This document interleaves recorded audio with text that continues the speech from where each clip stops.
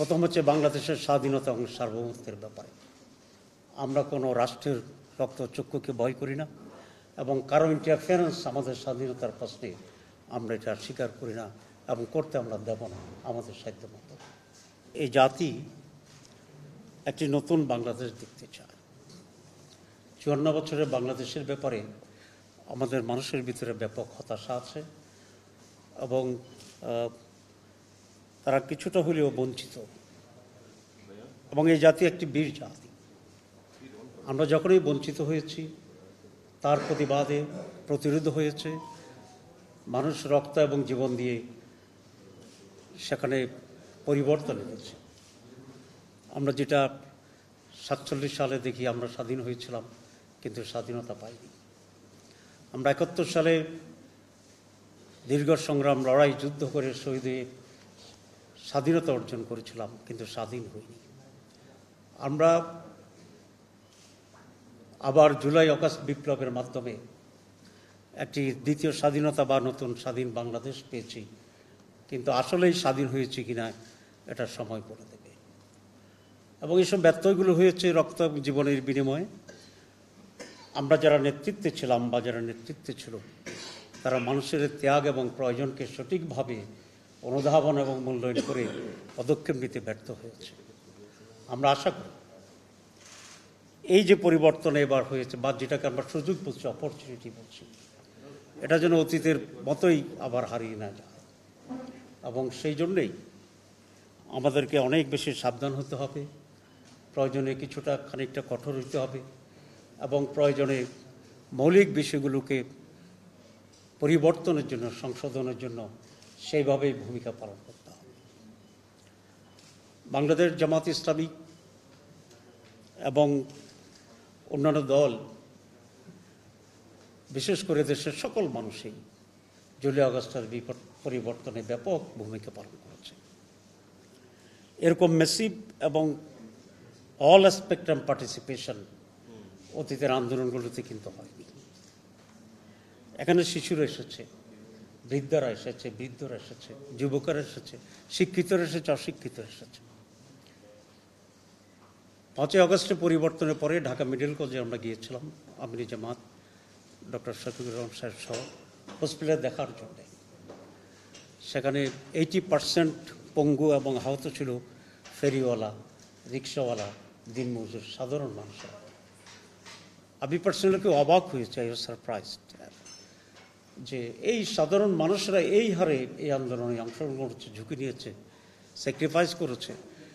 এটা কিন্তু পত্রপত্রিকায় ওই প্রপোর্শনটা আসেনি, কিন্তু প্র্যাকটিক্যালি গিয়ে দেখলাম যে সাধারণ মানুষরাই, গরিবেরাই, সাধারণ আয়ের মানুষেরাই এই আন্দোলনে ব্যাপক ভূমিকা পালন করছে। আমি তাদের প্রতি কৃতজ্ঞতা জানাই, শহীদদের আত্মার মাগফিরাত কামনা করি এবং এখনও যারা বঞ্চিত, পঙ্গু এবং নানাভাবে নির্যাতিত আছে, আমি সরকারের কাছে দাবি জানাবো তাদেরকে যথাযথভাবে দেখার জন্যে।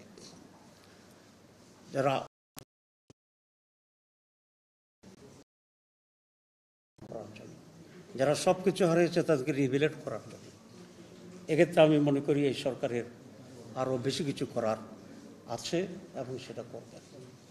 আমরা যদি খুব তাজা অবস্থাতেই এটার কম্পনসেশন দিকে যেতে না পারি তাহলে এই স্যাক্রিফাইস হারিয়ে যাবে এবং আমরা আবার সেই অকৃতজ্ঞতার যে ইতিহাস আছে আমাদের অনেকের পাশে, সেই ইতিহাসকে প্রলম্বিত করব।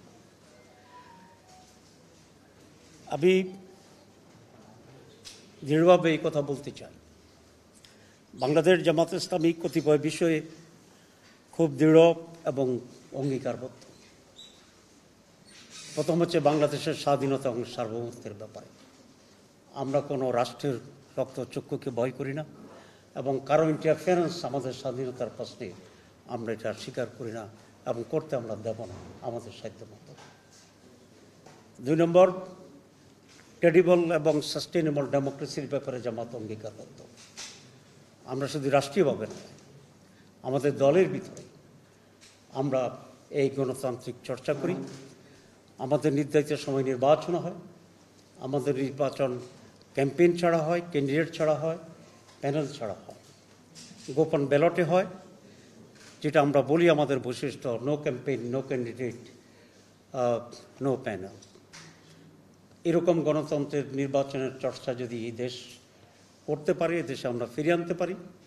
এখানে নির্বাচনী এক্সপার্ট বদিউল আলম মহোদয় আছেন, ওনাকে আমি অনুরোধ করব, ওনার প্রস্তাবনা আমি কয়েকটা দেখেছি, আমার আরও ইনপুট দেওয়ার আছে। আমরা একটি এমন নির্বাচন চাই যেটিকে এদেশে মানুষ নির্বাচন বলবে, সারা দুনিয়া নির্বাচন বলবে। আজকে ক্রাক্স অব দি ক্রাইসিস আমি যেটা মনে করি, গত 3টি টার্মের কোনো ধরনের নির্বাচন না হওয়া, এবং নির্বাচন ছাড়াই যদি ক্ষমতায় থাকতে পারে, তাহলে নৈরাজ্য যা করা দরকার জবাব দিতে যদি থাকবে না, সেটি তো হইতেই পারত, এবং তাই হয়েছে।